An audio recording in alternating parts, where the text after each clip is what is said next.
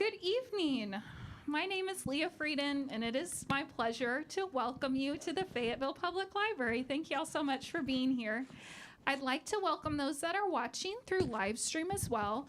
And because we are live streaming, when we get to the question and answer session, I will ask that you raise your hand and let me hand you the microphone, and that way the folks that are on the live stream will be able to hear your questions. And before you leave today, please do take a moment to fill out the evaluations that we've left for you. Those help us to plan for future programs. And speaking of future programs, I hope you'll join us this coming Sunday, November 3rd, for a Native American authors panel that will be featuring Kate Hart, Tony Jensen, and Andrea Rogers. And we'll also be having another art discussion with artist Jay Youngdahl, who created the art exhibit that's a little bit further back in the Lucky Day lobby called What Did You Do in School Today? That will be taking place on November 20th. And I am just so delighted to be hosting the What We Carry discussion at the library today. What We Carry is designed to bring you a visual experience through painting and video interviews from our local refugee and immigrant community through partnership with Canopy NWA. Our panel discussion is with artist Tram Colwyn, along with refugee participants, and the discussion will be moderated by Amber Perodin. With that, I'd like to turn things over to Amber. If you could join me in making everyone feel welcome.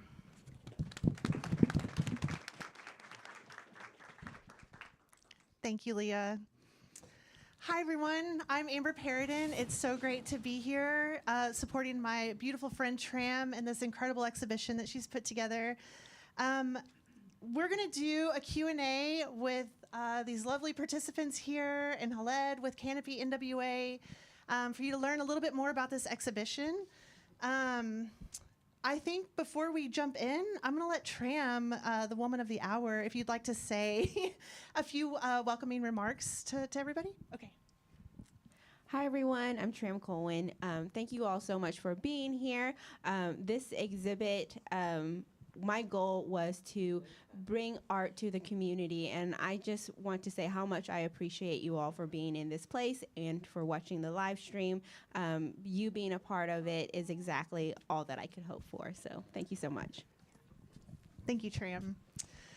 I think to get us kicked off, because we have a lot of questions that I'm sure you're all really curious about, and please, if at any time you have a question, raise your hand and we'll bring you a microphone to make sure they can hear you on the live stream. But otherwise, we have a lot of questions to go through, so I think we're gonna get started. These people carry a lot of really deep wisdom that I think you're gonna be really privileged to hear tonight. So I think to get us started, maybe we can all just introduce ourselves and tell us what your country of origin is. There's a couple of other things I was interested in too, and then in your role in this project. And we'll just keep that as brief as you're comfortable with. Can we pass this microphone? Is this the mic we do? I'll share mine if I need to. Oh, look, everyone has a mic. We're microphone rich. And please speak clearly into the microphone so the live stream can hear you. Who wants to go first? Khaled, why don't you go first? Okay. My name is Khaled Ahmadzai. I'm originally from Afghanistan, but moved to the US in 2010. I work for Canopy Northwest Arkansas, a refugee resettlement agency that we'll talk a little bit more, as a Senior Director of Economic and Community Development. Thank you. Hello, my name is Lamine Mbarak. I am originally from Mauritania. That's in Northwest Africa. I work at Canopy of Northwest Arkansas as a immigration legal services manager. Hello, my name is... I think you just have to put it really close. Hello, my name is Atika. I am from Yemen. Hello, my name is Shaima Abdul Hadi. I'm from Palestine. I'm going to be the translator for Atika for this night. Hello, my name is Malad Al-Arnousi. I'm originally from Iraq, and I'm working with Canopy as a case management supervisor. Excellent. What a beautiful crew. Let's give them a round of applause for being here tonight. Okay, Tram, I'm going to put you on the hot seat first. this is such an incredible exhibition, and I think there's so much we could learn from it. But I think for the crowd here tonight, I've heard you, and it's been written and described as you describe this as a visual narrative. Can you explain that thought process behind that and what that means for you exactly? Yeah. So the idea of narrative for me is just the idea of storytelling. Growing up, my parents passed on a lot of stories from their childhood or their time in Vietnam. So storytelling was such a huge part of my family and the way that we learned things. And the visual part, being a visual artist, I wanted to tie both of those two things together. And so for me, my art, at least I hope my art, is always telling a story of whether or not,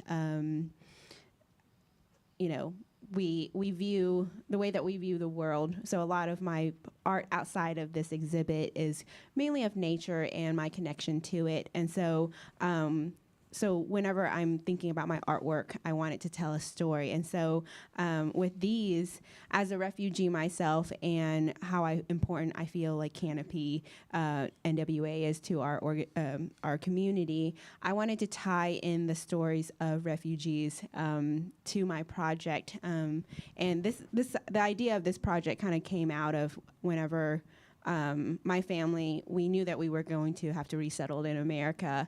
And I just remember a night where my family and we were all just kind of packing, trying to decide what we could bring. And of course, luggage is very limited. And so just remember paring down items that we needed to bring. And so that memory and that night always stayed with me. And so for me as an adult, I kind of start wondering, like, okay, do other immigrants and refugees have items that they are carrying with them that they think of, and how can I use these paintings as a conduit for these important stories?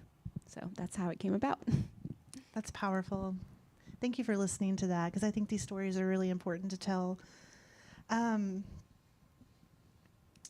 You've kind of touched on this, but I was curious why it's important for you to highlight these stories of these particular people that you've worked with. Maybe there's more to that you'd like to elaborate on? Yeah, of course. I think that, especially in this day and age, we have social media and newspaper coming at us in all sorts of different ways. And even though I really appreciate being able to read these stories and seeing these stories, I think there's something else that's different whenever you meet a person and hear their personal story. It's easy for us to see a news about the war in Syria or whatever the events that are happening right now, and be able to just kind of like shut our laptop or turn off our iPhones to disconnect. And I believe that sometimes we do need to disconnect, but it's it's a privilege for us to kind of disconnect away from those things. But whenever we're confronted with these personal and important stories, I think it allows us to be a little bit more curious, and I hope that it breeds more empathy and kindness and understanding.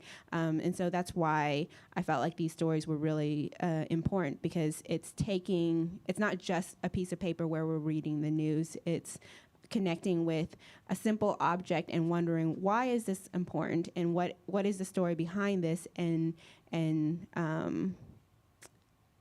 whenever you're met with just the art, I think it's a pathway to opening up the conversation. And that's why I'm so thankful to be working with Stephen Ironside, who is here to bring the video interviews. Because once you see the art and then you actually get to see the face of the person telling their story, I hope, or at least my goal is that you learn something about someone else, or just more awareness of the things that are happening in this world, and how it is with local refugees, that you can actually do something about it rather than just seeing it on a newspaper.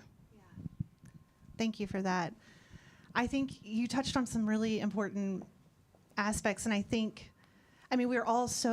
it's so easy to scroll Instagram or Facebook or social media or the news, and almost disassociate from what's happening because you're not there and you don't know these humans personally. But you've really humanized that by painting these physical objects, and then helping to tell the stories of the humans that are behind these objects. I think that's really powerful what you've tapped into, Tram. I have so many questions, and I'm like, how far do I go? Hi. I think what would be curious for everyone to hear too, and then we're going to move down the line. But I want to just like tap into Tram for a moment since she's the magic maker here. What has been the most surprising or unexpected part of this project for you? Probably the amount of tears I've cried, and also the amount of books I had to read while I was painting all these things or listen to audiobook. But I think for me, one of the most surprising thing was the variety of stories there were. And I in some way, I kind of knew that there were more stories than just my own. But at the same time, I really connected with my own and was aware of it. But whenever I first met Lamine, I'm so glad he's on this panel, and he told me his story about how he ended up being here. It was so different from mine, and I won't share it right now. I'll let him share it later. But it was just so different from mine that I was just so appreciative of it, because even I, as a refugee myself, needed to know that these stories existed, and I think that was definitely one of the most surprising things for me. And then the other thing was just the level of care that when I imagined this project and I planned it out, because this project was funded through a grant, I wrote out, what are all the steps that I was going to take in order to collect these stories. But during my first interview with Malat, and she was telling me of the stories why she is here, and the impact it had on her life, and the war that caused her to be here, I took a step back and realized, whoa, these stories are very important, and they require a level of sensitivity to it. And so I decided that I was going to kind of slow down a little bit on my process of the documentation part, and made sure that I met with each of my participants one-on-one to get their story and actually ask them, like, okay, this is going to be out in public, and do you feel safe sharing what you've shared with me in public, and allow them to actually, put out the story that they feel most comfortable out there. And so that was just really, really important to me.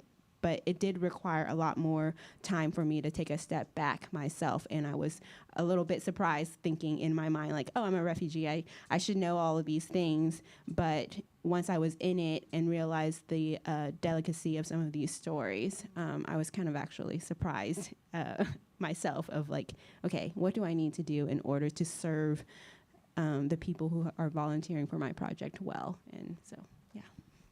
I think that speaks volumes to you as a person and an artist, and your willingness to be really vulnerable, and creating space for others to tell their story.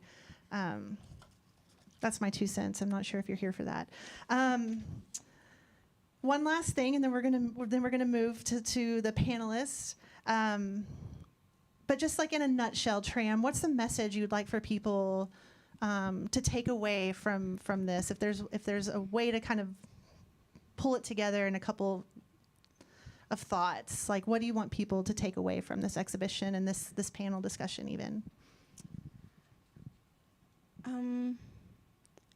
I mean, you kind of nailed it on the head about just humanizing these stories. I think that especially with the political climate of our nation right now, especially with some of the rhetoric towards migrants, I think that these stories are so crucial and so important, because when our government is making policies. Sometimes the policies are such broad strokes that we assume that it won't have an effect on the individual. And if we want to care about our neighbors, we have to be willing to be open to the neighbors that are coming here who are in need to feel welcome, because the majority of the people who are coming here, or at least are part of my project, it wasn't a choice for them to be here. And I think that as humans, we have a deep desire to feel a sense of belonging. And when our homes is taken away from us and we're not able to call our country our home any longer, it could be very hard. It could be traumatic. Even for myself, while I was working on my project, there was an instance where I was looking at my birth certificate, which is all in Vietnamese, and then it had my ethnicity in there, and I was like, whoa, I never really realized, I never looked at my ethnicity before, and I went and Googled it, and like my ethnicity is one of the 50-something people group that are native to the region in Vietnam. And I had a moment where I felt like so displaced in a way where here's a piece of paper that's clearly saying what I am, where I belong, and I no longer belong there.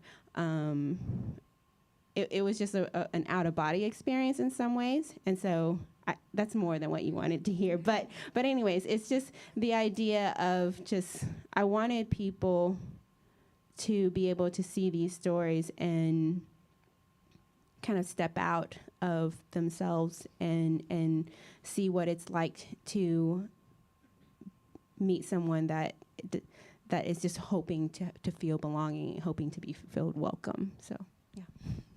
Thank you, Tram. I don't think that was more than. I think we are all ready to hear that. That was good. You said so much. I'm just gonna let that marinate. Okay, let's go down to the panelists. Thank you for your patience as I attacked Tram with questions. Whoever would like to answer this first, I'll let you jump in. How do you think your experiences and your journey to America have shaped who you are today? How do you think your experiences and your journey to America have shaped who you are today? That's a big question.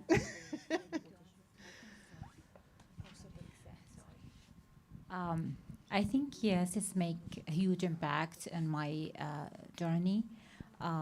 Like coming from different country with a different culture, and it takes time to adjust to this culture, adjust to facing the language barrier and others, and leaving everything behind was not easy and not optional, So I think it's really impact my life and impact the way I am right now in different way, and I think it's also impact even my children, and the way they will be here in many different ways. So I think, yes, it's and also when we go through all these process of this journey, I think it's make us more resilient, more adaptable, more value the diversity, which is a critical quality of this world.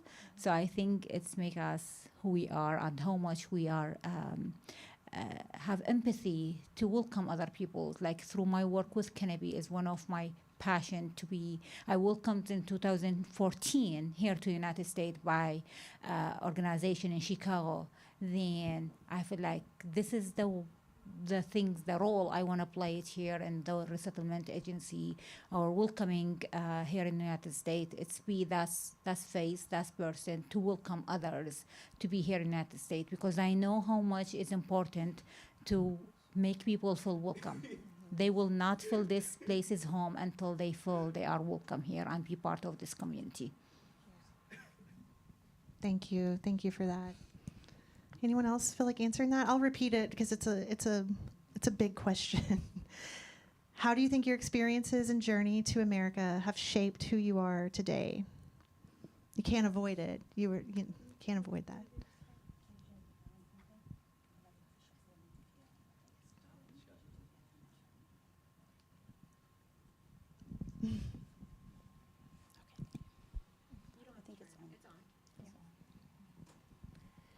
أولا بسم الله الحمد لله إنه إجتني منحة لأمريكا والحمد لله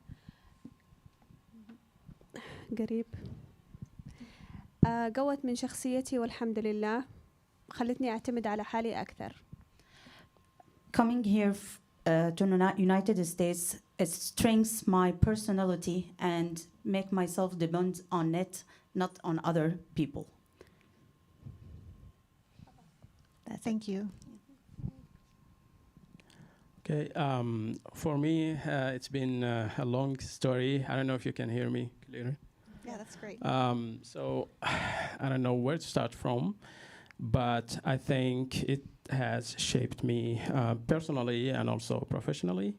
I think my whole journey and the experiences that I've had so far, I mean, they are the reason why I am here, I think, this evening with you. I first arrived here as a student, a Fulbright student, to pursue a master's degree. And I was just into the academia, planning to get a PhD and all of that stuff. But, you know, you've already seen the short video that we made. And but I think the most impactful thing that I can say that shaped who I am now is just when you are in this immigration system, it teaches you to appreciate life and to appreciate time and to appreciate things that you don't control. Like you just have to, you are at the mercy of others, and you have just to be resilient, as Malaz just said. And I think that's a very impactful thing that I had to learn, probably the hard way. So that's it in a nutshell. Do you feel? Yes, jump in, Yeah. jump in, Khaled. So I think for me, one of the things I learned is I am an Afghan first and American second. So I am just a proud hyphenated American. And I bring with me, I think what I learned from this journey of coming is to adapt. I think adaptation to the new culture, new place is always an interesting part of life. And I think everything that was said, I was like, I agree with everything. But I think just for me, just the aspect of like holding on to the culture I grew up, but also adapting this new culture and kind of make a fusion of both. And that's beautiful, in my opinion. I'll add to that. For me, since I immigrated here when I was a child, I think I grew up like, and sometimes my mom would say, "Oh, that's very American of you," you know. Like there are certain things that I do that's very American, and it does shape the way that I think or perceive the world. Often, you know, sometimes I'm met with an experience where, like, well, what would my Vietnamese tradition say this, like how do I act in my Vietnamese tradition in this way? How do I, if I was an American, which I mean I am, how does the American side of me process this? And then I consider myself a Christian, so like also how does my faith affects how I see both of these things? Because I think culture is really, really beautiful, and I want to respect both of them. But sometimes it's like, it's tricky because I don't want to ever, like, not that, there are some times in where my Vietnamese culture and my American culture clashes. And so I think my faith is like kind of like the separator between the two of like, okay, well, now that you have both of these, how do you react to it if you don't agree with either one? So a lot of times, I think there's a term called third cultured kid, and that's kind of what I consider myself, kind of being thrown into three different cultures of like, I'm not fully Vietnamese, but I'm not fully American, and I'm kind of half and half. And so kind of dipping my toes in both worlds. I think it's a beautiful thing, as Khaled said, to be able to kind of maneuver and go through life in that way of, I think it helps me to be a little bit more empathetic, or just to kind of like whenever someone disagrees with me, I can understand the possibility of why they might have a different position than I do based on their upbringing because of how I was raised. Like, oh, like my Vietnamese culture says this about me, or my American culture says this about me, or this subject, and I'm able to kind of switch between the two. And so whenever in an argument or a disagreement, I can very much empathize with the other person if they have a different way of thinking than I do. So I think it's a bit of a superpower, I think. I think that's a wonderful way to put it, because all of you are carrying this duality of where you've come from and where you are today, and trying to honor both of those places. And sometimes in a culture that makes it really difficult to do that.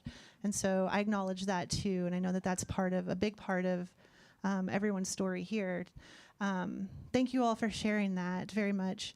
And Godspeed with your superpowers, because you all do carry superpowers that someone like me that does not. And so I'm have a lot of respect for each of you for coming here and really digging deep and just trying and succeeding and thriving, even though it's really incredibly challenging, I'm sure.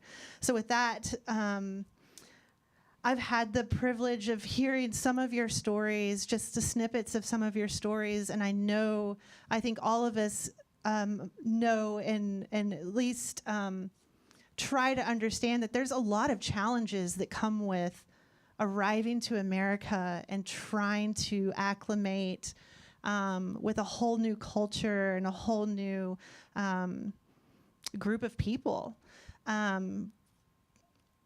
If any of you are comfortable, would you be comfortable sharing some of your biggest challenges and what that's been like for you arriving to America and what those challenges have felt like for you, if anyone's comfortable sharing that?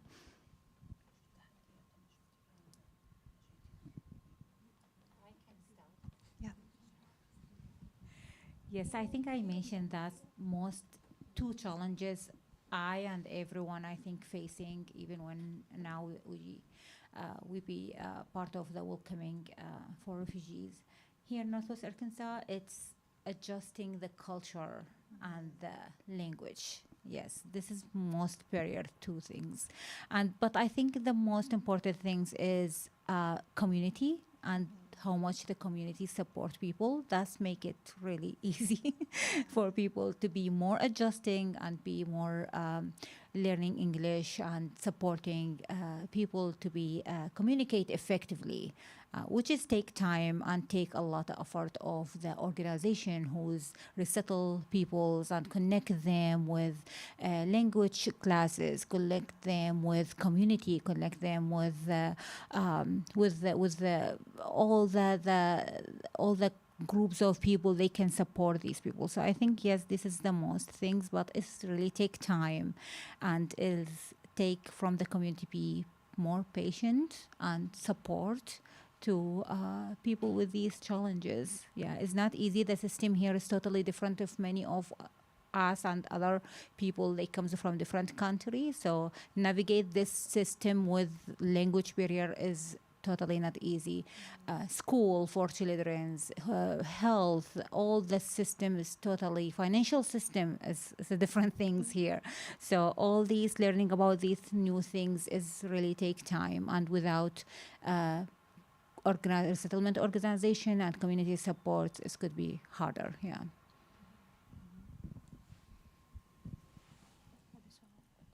الو أكبر التحديات الذي بواجهها ولسه بواجهها لحد الآن اللغة. ثانيا شهادة السواقة. ثالثا إنه أنت تعتمد على 3 أطفال وتعتمد على شغلك وتعتمد على مدارس، وهو عندي إجازة في الأسبوع 2 فأنا في الإجازة هذه بقضي مدارس الأولاد، مستشفيات، كله. فما فيش راحة أبداً أبداً. الحمد لله. Okay, there's a lot of challenges.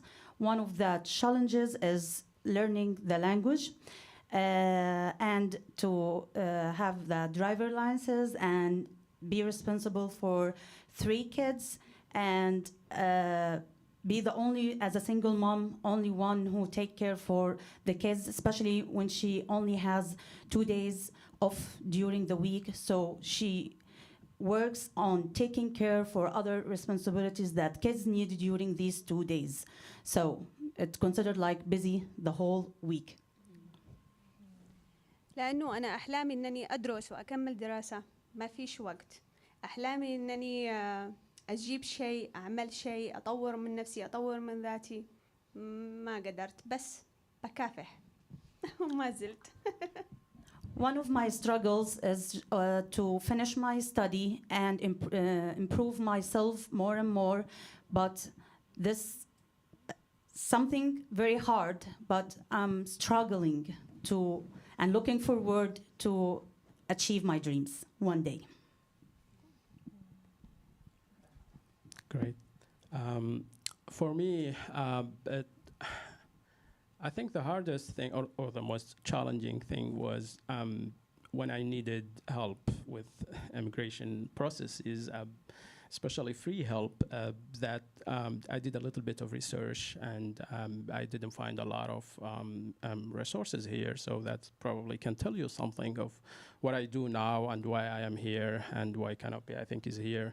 So I did find a couple of people who are really helpful, who could listen to me, gave me the time, and helped me throughout that process and that journey, which impacted me a lot in a way that as I said prior, I'm now working at Canopy doing the exact thing that I was striving to find at that time. And I think by this, I want to say that it's more about like community resources and things that, you know, we as foreigners need a lot in our lives. We don't have a lot of those resources here. And I think seeing more of those community resources becoming abundant here is a great sign of this place, and it makes it even better place for not me but our folks here. And I think that was a big challenge. I think there is still more that more challenges to be overcome for that. But that's the challenge that I think about the most. I think there is this little story that I have that I always use as an analogy or as a way to express how I see or at least how I view the culture here. When I first arrived here, they told me, I think it was during the student enrollment and thing, and I was asking for how can I go to Walmart, you know, to go buy some groceries.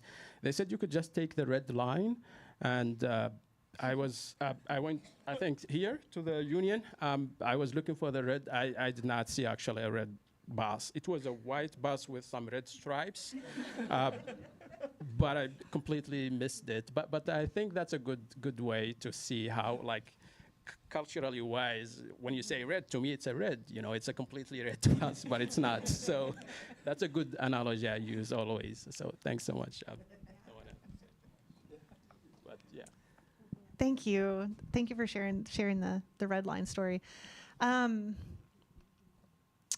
Moving here, just you know, the amount of challenges, and I remember you didn't bring this up this time, but I think last time you mentioned just something as simple as going to the grocery store that all of us take for granted. We know where to go, we know where to walk in, we know where to find our junk, and we get it, and we check out. We know that process, but to walk into a grocery store in America, having never been here, where do I go? What is the cart? How do I do this? The dollar amounts are all different. Everything's challenging. Do you want to say a few things about that? The checkout process, Yeah. it's all something as Many simple. small things, like even riding a bus, you know. Like, this is a huge things, and it's take time. Even now at Kennedy to teach our families how to ride the bus, you know, where they stop, how is the bus system. So everything is totally new for everyone. So sometimes we expect people know things, but it's actually not. Like enrolling people in school is totally different things. Child care, health, going to the doctor. We're doing the things totally different. It's not about good or bad, but it's about the system leads is different. The process totally different, which is make it here really harder, especially with the language. Like calling a doctor and schedule appointment is totally normal things for everyone living here, but it's a huge things, and we need somebody to call and schedule the appointments and explain the things. So it's also is always needs some third person to help with these things, like schedule appointments, then transportation. We need to figure out the transportation with appointment. Then we need to know how to get the prescription from pharmacy, and then we need how to use these prescription. If we ask for referral. So these are small things everyone get it so easily and know it by time. These things is a huge thing, and learning things for other people. Yeah. I get overwhelmed having to renew my driver's license and keep my insurance up to date and all, and I the was born system here. Make it a little bit sometime harder. Like when it comes, it's not just for us, it's even for our kids. Updating the system, it's just needed. It's really necessary. Like Across when the board. When it comes to driver license, like she just mentioned it, like having the right for having interpreter and the driving license to just get the driver license and be driving and go to the work by their own vehicle, it's a right for everyone. But for refugees, it's not, because they don't have these policies to allow them to have their interpreter and the driving license so they can get the test. It's everyone sometimes enjoying the walk, but some people walking is not enjoyable because they have to do it 2 times in the day. Some of them have a night shift, which is walking. Like, for example, one of the family walking to Walmart every day at the night in the snow day because there's their job. They have to be there. And for 1 year, because they can't get the driver license in their own language, which is other state they do it, So these small things is just showing us how much is important to give that support to make people successful. We need the people to start working 90 days and be self-sufficiency, but at the same time, we need to give them these tools. Have interpreter in the driving license. Have these to teach them how, like childcare, free childcare at least for these couple months, So these tools has really helped people to be successful. Even that we know everyone as a refugee working really hard to be self-sufficiency, because if not, they're going to be homeless, and we don't see any refugee homeless, So that's the things, how much we give support and tool to people to be successful. And this one also as a driving license when it comes, because I see this how much things is not just impact the refugee but the refugee children. Like it's personal stories. When I took my son to get the driving license, I find out that the policy they use is really too old because they don't know there is naturalization, not always certificate. People with refugee, they don't have birth certificate. They lose it in the war, So no way they can have a birth certificate or request it. But then they ask for birth certificate with the way they don't know anything about the naturalization, which it does not have the parent name, which is make them consider a paper which expire for just 1 year from USCIS as something expired paper, as something considered when it comes to get the driving license. So it's really important as a community at all to give that support, little support, to make people be more successful and feel really welcome, I want to add to that of I was 7 years old whenever we came here. So a lot of these things I'm sure my parents had to go through, and there were even much lesser resources there were in 1996 here in Arkansas. And so, but now working with Canopy and understanding all of the resources in which they offer to refugees who are coming here, it made me realize whew, my parents didn't have any of this. What did they do, and how much they did shelter me from so much of these things, because my mom was 6 months pregnant or more when we first arrived, and so all of her appointments, she would have to walk to all of her prenatal care and all of these things, and while my dad was trying to find a job and then eventually having to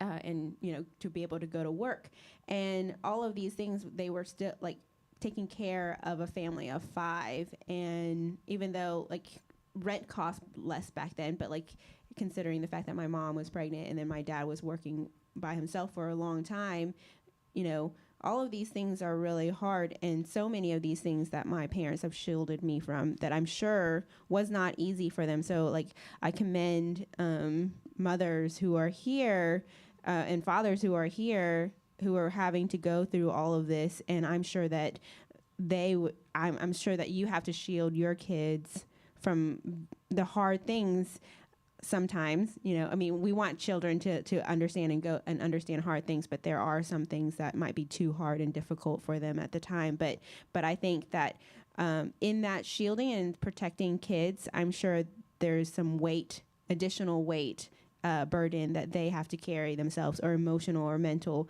burden that they have to carry themselves. So I really commend refugee parents who are having to make things ends meet in order to provide for their children, while also trying to make sure that their children have a happy and thriving childhood. So anyways, I just wanted to add that of like from a perspective of a child refugee, and how much my parents have shielded me from the difficult things as they arrived here. Yeah. Thank you, Tram.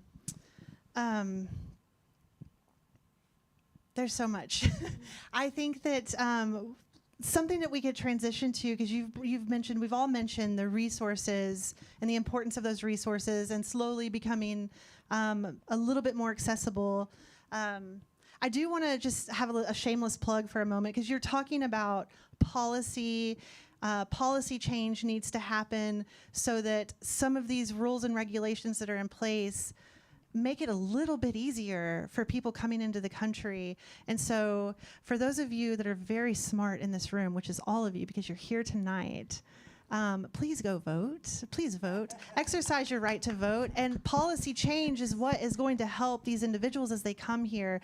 Vote on the local elections. Get people in office that are going to help listen to people like this that are coming here and really struggling, but they don't want you to know that. They're fighting very hard. So I just want to say that. Tram may poke me later for saying that, but okay. Another thing, we've keep mentioning these resources, and Canopy NWA continues to come up, and I'd like to spotlight them for a moment. Khaled, could you tell us, what is Canopy NWA? What purpose is it serving? Can you just tell us just a little bit about that and the work that you do there, and then the individuals that are here that work there also? Again, a brief history of Canopy and how it started. If you all remember, in 2015, there was a little boy who was washed on the shores of Turkey. In that, Al-Kurdi was this little Syrian boy. Their boat was toppled, and this child was washed on the shore. And that triggered something worldwide, something in the conscience of citizens around the world, to do something about refugee. And out of that, a group of concerned citizens here in Northwest Arkansas got together to say, we're going to do something about refugee and helping refugees. And really, that was how it started. And fast forward, we had our first family going through the process. There are 10 agencies in the U.S. That parent organization who are accepting refugees through the presidential decree. The president decides on number of refugees every year, and then pass it on to these 10 agencies who are taking those refugees and distribute them among their affiliates. So we in Northwest Arkansas, Canopy is affiliated with the Global Refuge, which is a parent organization. And so Canopy started just like that. In a group of people met at the basement of a church and decided, like, this is what we're going to do. And since then, Canopy, today I was counting just before I came, we are tipping our toe on the 900 individuals that we have resettled in Northwest Arkansas, just too short of 900. What year did you begin? 2016. 2016 when we welcomed our first family. And so the mission of Canopy is to equip individuals with all they need to build new lives. And so our team is a team of 45 plus now. And incredible colleagues here that we work with case management, employment, housing, entrepreneurship, youth, you name it, we help individuals. And I cannot, I can just imagine when your parents arrived here, Tram, that these services was not there. And so we're just so fortunate to be able to play a small part in the journey of these individuals who are coming and making Northwest Arkansas their home in a tapestry of this state much more beautiful. And to be honest, like when I moved here, I had a privilege of deciding to come to the U.S. That's not the case for a lot of refugees. But I came here, and I remember I lived in Cabot. If you know where Cabot is, I was the diversity in the entire. So I moved from Cabot to Northwest Arkansas, and I saw somebody in Walmart. I was walking with my wife, and she was wearing a hijab. I'm like, for 2 years I haven't seen anybody wearing a hijab, and I was almost going and saying hi, good to see you. And the aisle for Walmart at that time was just like the entire world was just one little corner. It was named Asian aisle or something, and that was it. And now we see that it's expanding a little bit, and I think that with that comes in. I think we play a small part in changing that tapestry. So that's kind of the gist of what Canopy is and what we do to resettle refugees. That's beautiful. Thank you for sharing that. Thank you for doing the work that you're doing. It's really incredibly important. I have jumped all over the place with these questions. How much time? This is over at, 7? I want to just monitor our time because I do want to save some time for questions from the audience. And so we have 12 minutes. So I'm going to spend maybe, because I have 2 questions that were written and put in the box out here. And if you'd like to ask anonymously, you're welcome to do that. You can maybe find Leah and she can ask it for you, or you're welcome to raise your hand and ask questions. So be thinking of a question if you have one. I'm going to try to pick from my questions here to end on one question to ask the panelists.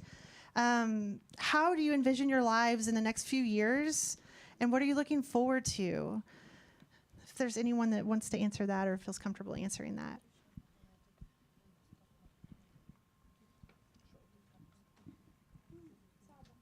Everyone look to me. Yeah. We have a very specific order we go in. You go first. That's why I picked this chair, so I can see everyone. I think, yes, just continuing with my working and passionate with the resettlement agents, because I don't see myself working with something else. Be honest, like working with people, welcoming people. Every time I think I say for many times, my favorite task at Canopy is going to the airport pickup. Even now, it's not my role. I'm a working as supervisor, so it's not my role to go to the airport and pick up people. But I do it from time to time because I love the feeling of going there and waiting for somebody with IOM bag, so I know them from the bag, and I know how much they are waiting for this moment. And I always imagine I'm gonna one day welcome my mom, my brother, my sisters. So this moment is always so emotional for me. I feel so happy, like I'm gonna see someone of my family, you know. So yes, I feel like I don't see myself like working somewhere else than like Canopy right now or other resettlement agencies for people. That's why now I'm trying to shift my career. I have engineering background, which is so different from what I do. So, but I started that from my country when the war started in 2003. That's when I shift my career to working with the UN and US organization to just support the people who displaced from the north or from Syria at that time. So that's the time when I decide this is the field I want to be. This is the people I want to help and be part of this community. So now I'm shifting my career also to be part of the social work more than engineering, because I think that's the things I want to be, my passionate. Hi guys. I have a question. أنا بدي إياهم يساعدوني يجيبوا لي مترجم في حق مدرسة السواقة ضروري ضروري ضروري. Okay, I don't know to translate the English or the Arabic one. Okay, she just asking that she really need a help in finding interpreter for teaching her how to drive and take her driver license. So this is a serious offer from you. Just she wants someone to help her to pass her exam in car driving. لأن السيارة بتجيب لي مشاكل. أول شيء مدرسة ابني بينقصوه بدرجاته بسبب إنه عنده رياضة وعنده حصص خارج فيتفيل ما يقدر يروحها. فللأسف إنه ما بينقص لا درجة ولا درجتين 40-50 درجة أكتشف. One of the disadvantages that she faces because of this issue, that her older son loses a lot of grades in PE subject because he has to stay after school, and all these activities happens out of Fayetteville, and she cannot find a ride for her son, so he there's no options that he cannot go there. So this makes him to lose a lot of grades, for 40 or 50 grades for this subject. واحد منهم يمرض اضطر ان الاستاذه تتصل علي تقول لي ان واحد من الاولاد مرض ضروري اجيهم انا هذاك الوقت بكون في الشغل عنده المشكله انه انا في شغلي وضروري اخذ جراب راتبي كله بيطلع للجراب لما احسب ما بيصير لي شيء الجراب لما بيروح تقريبا انا لما بحجز لابني جراب على لانه يروح على الحصه بياخذ 20-25 دولار روحه ورجعه بتطلع 50 أنا لما بدي أقضي عيادات مستشفيات بياخذ جرابات ابني لما نسميه جراب أنا متعودة على ماليزيا جراب أوبر فكله حياتي متعمدة على السيارة لأنه كله بيطلع لي أوبر فمشكلة كبيرة في حياتي هذه. One of the struggles or serious problem in this issue that is related of the car driving, that suddenly she gonna have a call during the day of her work that please come pick up your kid, he's sick, or he has to go home and she cannot find a ride, so she has to call the Uber or any help from other people if she find, and then gonna be a struggle for her during the day to find someone to pick her kid or do other stuffs urgently during the day. So this is one of the struggle that she faces, and the money that she paid for this is too much for her as a single mom working, just to pay in each travel for the car for $25, you said $25, how much you pay? Yeah, around $25 to $40, so it's too hard for her. Can I just say we're witnessing the resilience and adaptability of the immigrant community in real time right now. What an opportunist woman to take this moment. She's like, hey, while I have you, can one of you teach me how to drive? So if you feel compelled or touched by this story, please get in touch with one of these people up here. And maybe one of you can offer to help teach her to drive so she can pass her test. For the sake of time, I'm going to just keep moving because I want to honor everyone. I know we all have busy lives. I do want to ask this question that was put in the box just because someone took the time to do this, and I want to make sure that we ask this. And then I'm going to end with Tram, and then maybe some ways that we can, more ways that we can support Canopy and get integrated with this organization that's doing really incredible work in the community. A lot of you have touched on having children here, and I know you have 3 children. This question is, how have they coped with resettling in the U.S.? How are the children doing? What has that been like for them? Maybe one or two of you can tackle that question.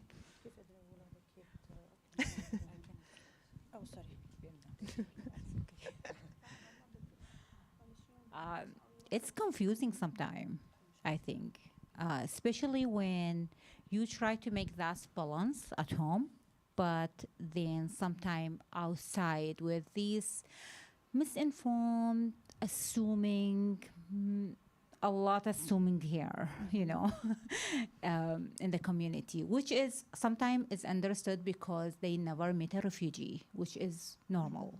But this is a great opportunity for people to meet refugee, to meet immigrant, to hear their story, to know more, so they can know the truth, they know the real story, not the story that social media already passed it to the people. So I think as a mother from Middle East, my kid's always the only child, Muslim child in the school. Like my kid's the only child. So I feel like there is a lot of things put on them to educate people. Like one of the schools sometime in Ramadan, where is the Muslims population fasting, he called me, the principal. He called me asking me, hey, your daughter mentioned that she's fasting and she's Muslim and she talking to me about not going to the cafeteria in the lunchtime but going to the library. So I don't know anything about Islam and I don't know anything about Ramadan and fasting, and I really want to bring this issue for you, and if you can tell me what I do in this situation. Do you want me to allow her to go there? What does that mean? So in these moments I was thinking about my daughter feeling. She's went there to the principal and advocate for herself and asking, put that time and encourage to educate her principal about Islam or about her faith or about her opportunity or what she to do during this time. So I feel like that's awesome. When she came, I feel like so proud of her because she's talked, not just for herself, but she talked because this principle, they understand now what fasting mean, what Islam mean, what does having a Muslim child in the school mean, So I feel like it's education opportunity, which is great, and I really appreciate the people trying to understand more about the difference, not just about faith, but about the culture and the religions and many other things. But it's also good to know that every single refugee have a different story. Every single refugee has not assuming also all the refugees have the same story as Trump mentioned. So I think yes, and there is also misinformed, like one of my kids telling me about, it's a longer story, but about how much they share about the culture, which is not that much connect with everyone, and assuming everyone in the Middle East or every in Muslim individual have the same things over the world, which is totally sometimes disappointed, when you feel like all the population doing the same things, but it's not making sense.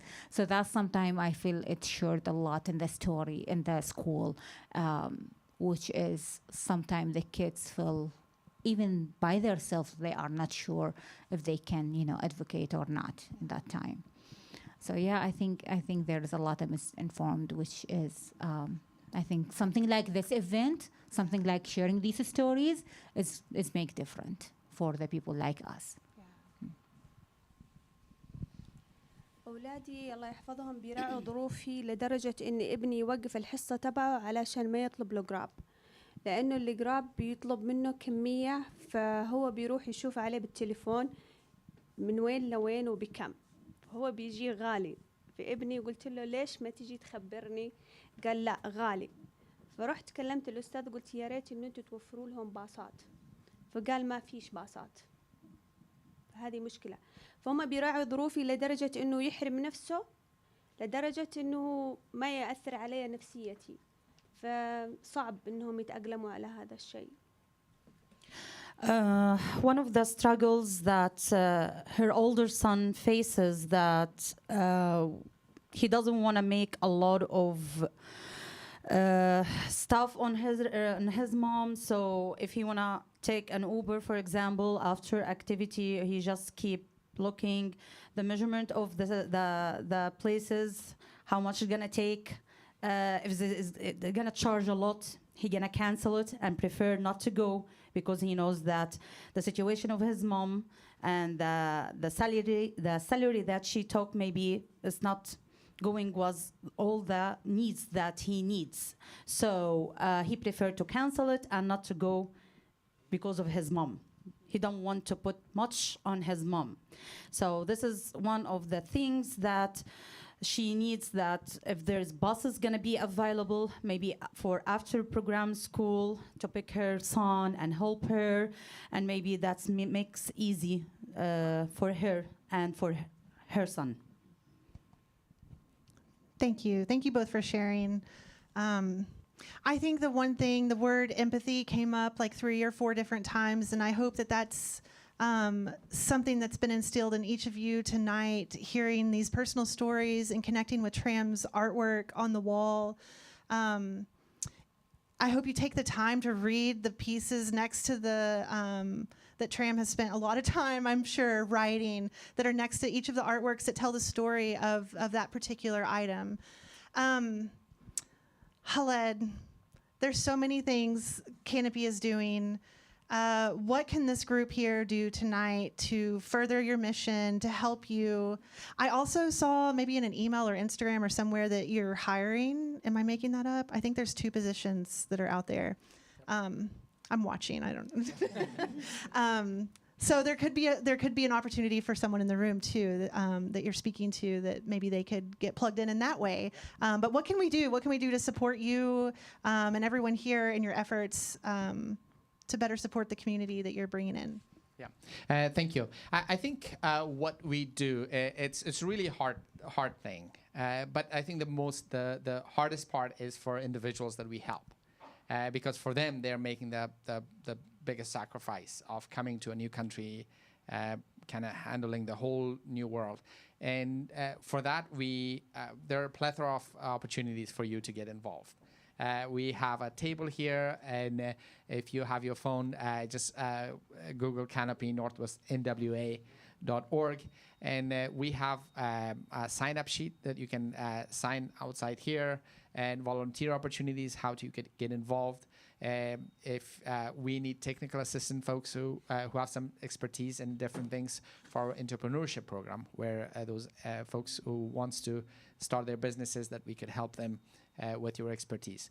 If you are willing to be help with them being a mentor, just sign up. There's opportunity for you. If you want to be a volunteer, what we call a circle of welcome. It's a group of 8 or 10 individuals who come together to form the first friend to a new arrival. So that's it's a commitment of 6 months, but that's a commitment we ask the community to play a part in being a first friend to the refugee who arrives here. And Trump did not mention here, but I heard that you guys made the first meal for one of the families that we resettle. So there's a lot of hands-on opportunities to get involved. We also, if you have a car that you are want to get rid of, we would love to take that car and turn it around and give it to our individuals who have passed the driving test and have a driving license, so that they could a lot of those issues would be solved. But also monetary donations. We will. How we measure our impact in this community is to see the recurring donors who would just come in and say, even if it's $10, it is a lot of money. 10, 15, 20, whatever you decide, to play a part and be a donor to Canopies, and so we can further our mission. But here we're here. Just come talk to us. Go to Canopy Northwest Arkansas.org and get more information there. Thank you so much. Or follow them on social media. That's what Yes. I do. It's really Yes. easy to keep up with them that way. So it sounds like there's some really tangible, easy ways, depending on whether you can contribute financially or just time, or if you have a car, you could donate a car. Yes. And you're a 501c3, which means all of Tax that's tax deductible. So yeah, it's always a good incentive. Let's wrap this up. I'm sorry I did not have time to ask questions from the audience, but I know Tram, that I know she will be sticking around for just a few minutes. So if you have any personal questions, please come and find her or email her. Tram has an incredible website. She really does. I don't know if you guys keep up with Tram, but she's just one of the most incredible local artists here in Northwest Arkansas. We're so lucky to have her. I've been friends with Tram for probably, I was just telling Leah, I think 10 years-ish. And it has just been such an honor to know you and to work alongside you. I'm getting emotional. So thank you for all that you do, for advocating for these communities, and just being an incredible artist. Can you even fathom? These are original works of art that she has painstakingly watercolored. So, Tram, I'm sorry I've jumped all over the questions tonight. Thank you for your grace. Would you like to say any closing remarks to the crowd? About your exhibition and again to just instill in what you hope they take away from this, and then I'll stop talking. I think the one thing that I just want to say is that the way to show people that you care is just simply by showing up, and for you guys to show up means a lot to me, and I think means a lot to the people who are here on this panel. And I hope that as you take these stories away with you tonight, that it doesn't just become just like, oh, that's the event that I went to. I hope that you get connected with Canopy or volunteers. Like they make it so easy to be a part of, like just making a meal or even buying a meal to drop off there for a person who was coming in. And so just the way that they're such an amazing resource. And I just want to thank you guys so much for just being a part of this project.